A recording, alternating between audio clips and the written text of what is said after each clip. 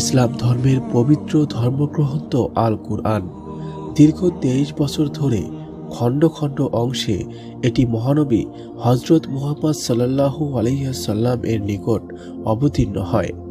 পবিত্র কুরআন মানবজাতির সকল সমস্যার সমাধান। মহান আল্লাহ তাআলা পবিত্র কুরআন শরীফে বলেছেন, আমি স্বয়ং এই উপদেশ গ্রন্থ অবতরণ করেছি এবং আমি নিজেই এর সংরক্ষক।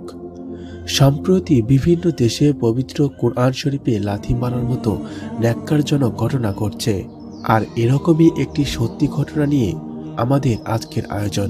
চীনের একটি সত্য ঘটনা অবলম্বনে তৈরি একটি ভিডিও, যাতে দেখা যাচ্ছে পবিত্র কুরআন শরীফে লাথি মারায় কি পরিণতি হলো মেয়েটির।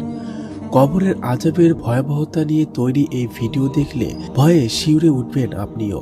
ভিডিওতে দেখা যায় একটি নারী কুরআন শরীফে লাথি দেওয়ার পর তার পা থেকে রক্ত বের হতে থাকে।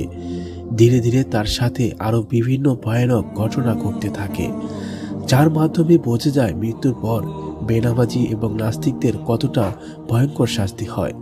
আসুন আমরা আল্লাহর পথে আমাদের জীবনটা অতিবাহিত করি। আমিন। প্রিয় দর্শক, এই ঘটনা সম্পর্কে আপনার কি মতামত তা কমেন্ট করে জানিয়ে দিন। ভিডিওটি ভালো লাগলে অবশ্যই একটি লাইক দিন এবং বন্ধুদের সাথে শেয়ার করুন। আর হ্যাঁ, পরবর্তী আপডেটের জন্য আমাদের চ্যানেলটি এখনই সাবস্ক্রাইব করুন।